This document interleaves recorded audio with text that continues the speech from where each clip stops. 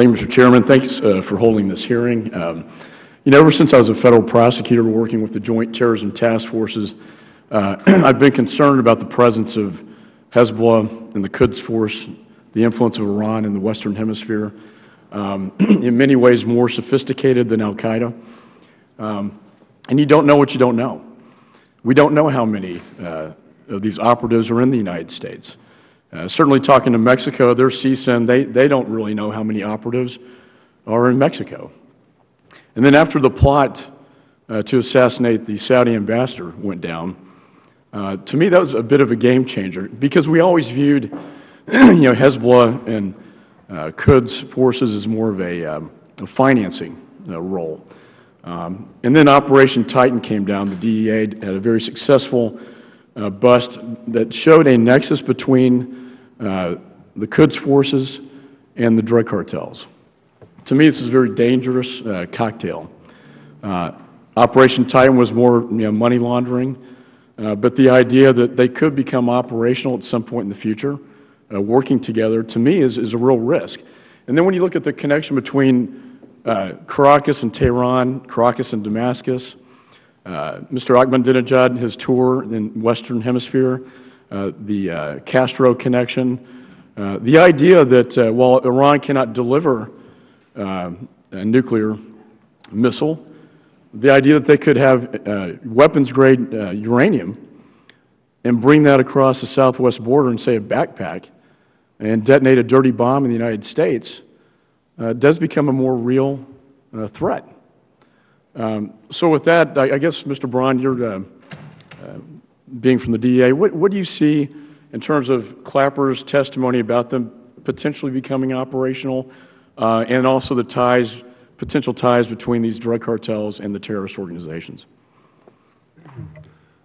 Well, as I said, Congressman, the DNI used that example as proof of his key concern, the intel community's key concern, that Iran, may have made kind of a monumental decision, and may have decided to posture themselves, prepare for an attack on the homeland as things continue to heat up. And he used that example to recruit what the Quds Force operative believed was a member of the ultra-violent Los Zetas Mexican drug trafficking cartel as his key example to drive home that concern. This is it's proof that this witch's brew, quite frankly, is bubbling over in many parts of the world. When most people think of drugs terror nexus, they immediately think of Latin America. But let me be perfectly clear.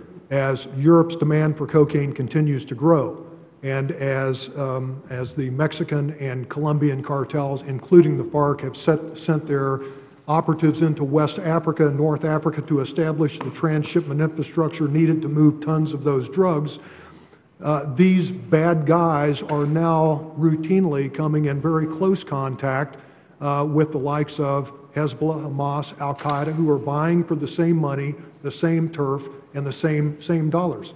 It's really a nightmare scenario. And my point being is that if anyone thinks for a moment that Hezbollah and Quds Force, the masters at leveraging and exploiting existing illicit infrastructures globally, are not going to focus on our southwest border and use that as perhaps a springboard in attacking our country, then they just don't understand how the real underworld works. In fact, Karani crossed the border, as Dr. Levitt mentioned.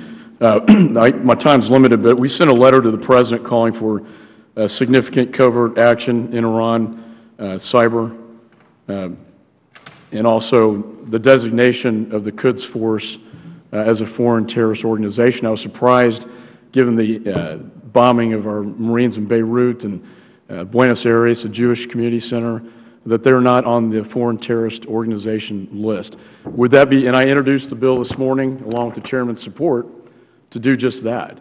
Would that be helpful in terms of giving us more authorities to go after the Quds forces in the United States? Well, I think it would, but even more importantly, it makes them a target. And our nation's security resources and apparatus understands that they are now a designated foreign terrorist organization, and it just naturally causes them to focus more heavily on that threat. That designation means a great deal. Thank you.